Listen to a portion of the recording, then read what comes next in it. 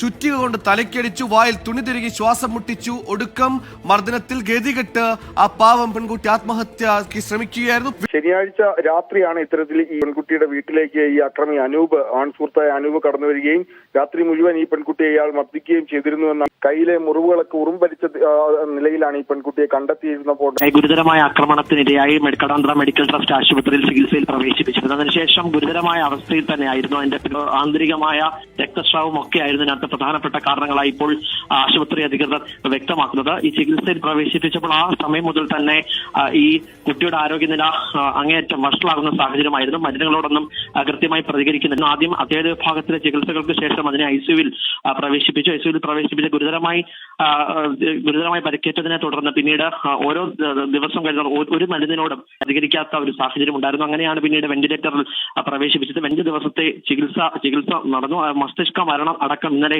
സംഭവിച്ചതിന് പിന്നാലെയാണ് ഇപ്പോൾ മരണം സ്ഥിരീകരിച്ചിരിക്കുന്നത്.